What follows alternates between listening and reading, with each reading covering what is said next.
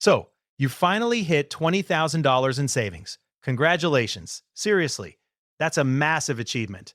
You've done what most Americans can't even dream of doing.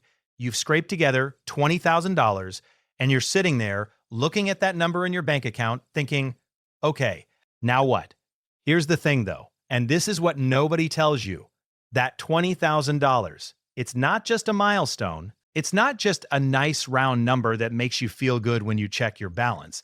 That $20,000, it's a turning point. It's the moment where the entire game of personal finance fundamentally changes. And I'm not talking about some motivational feel-good nonsense here. I'm talking about actual mathematical, psychological shifts that happen once you cross this threshold. But here's what most people don't realize. They hit $20,000 and then they make the exact same mistakes they were making when they had $2,000. And those mistakes, they cost you way, way more than you think. Hey, I'm Mark.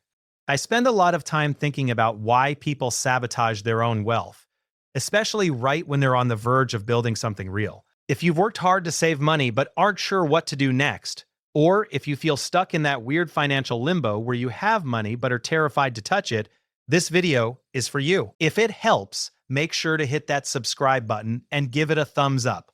I've got a lot more practical advice coming your way. Because today, we're going to break down exactly why $20,000 is the inflection point where everything changes. And more importantly, how to use this moment to completely transform your financial future instead of squandering it like most people do.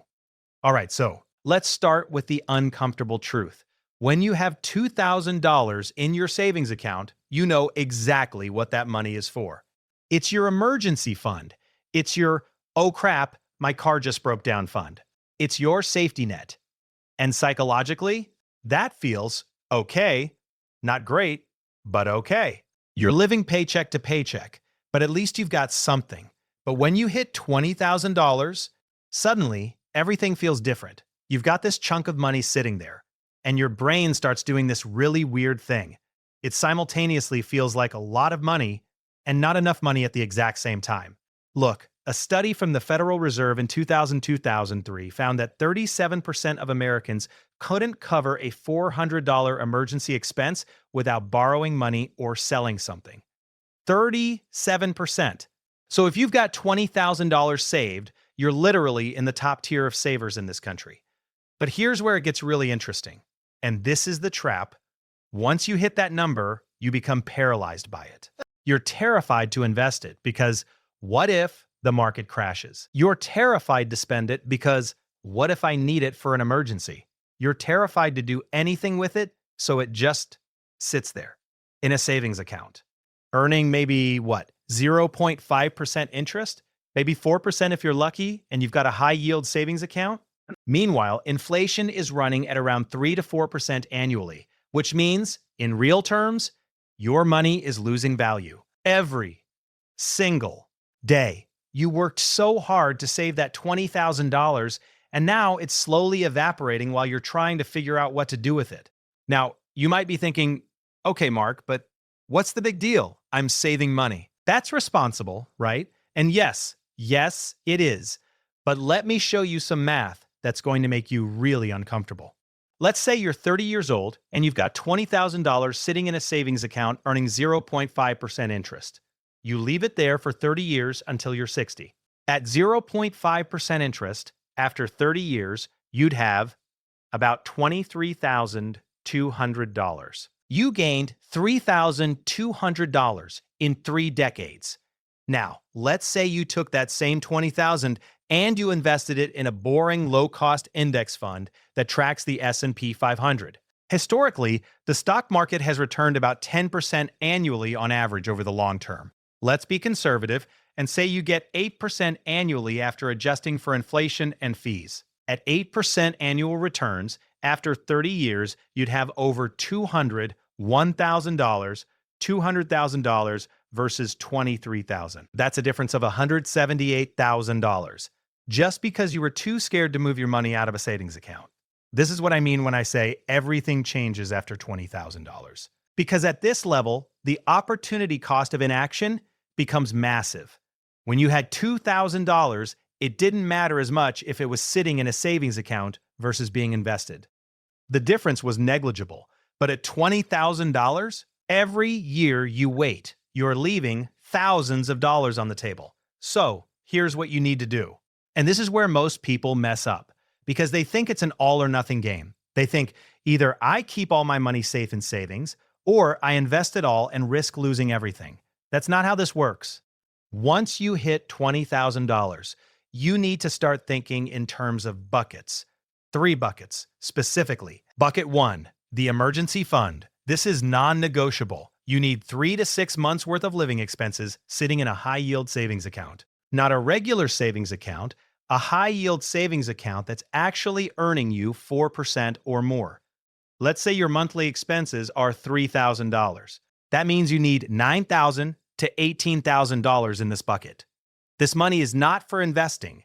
This is your Life Happens Fund. This is the money that lets you sleep at night.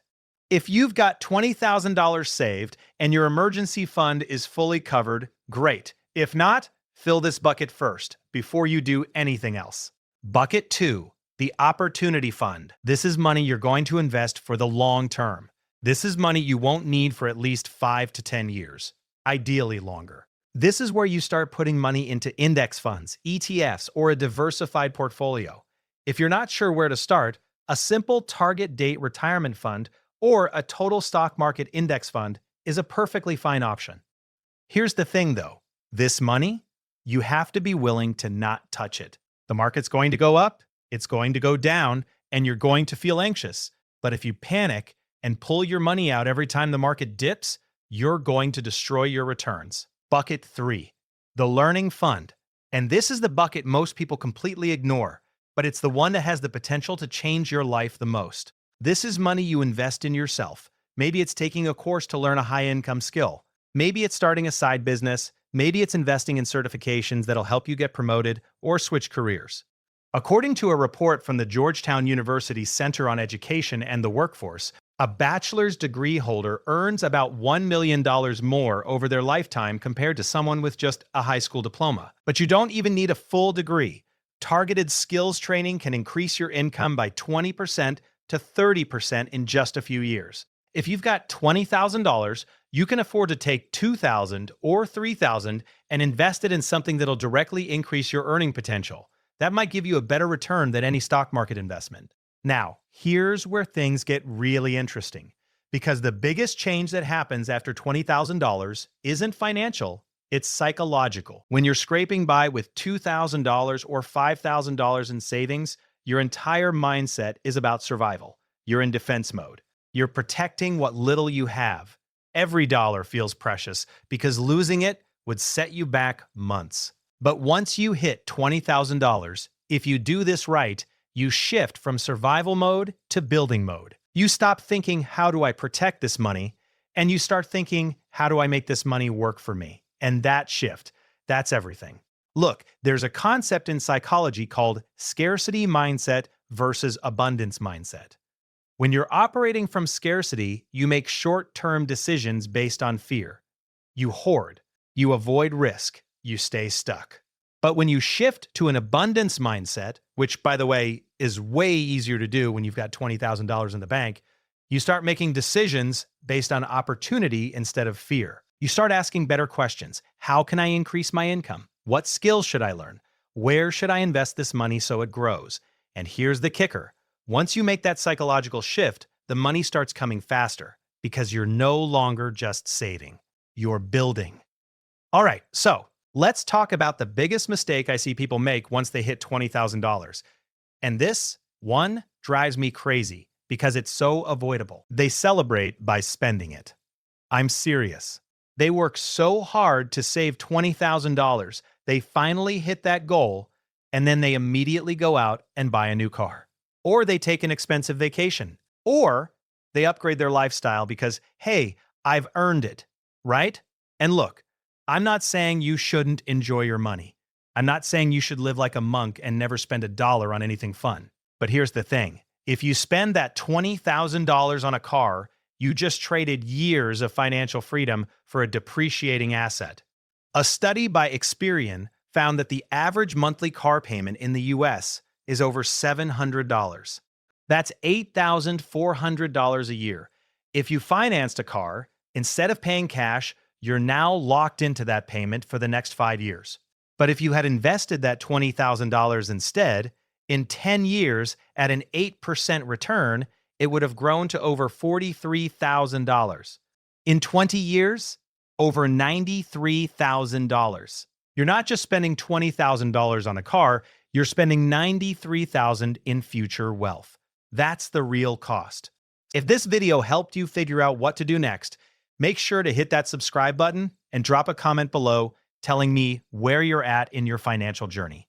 I read every single comment, and I'll do my best to answer your questions. And hey, if you've already hit $20,000, congratulations. Seriously, you've done something incredible. Now, let's make sure you don't waste it. I'll catch you in the next video.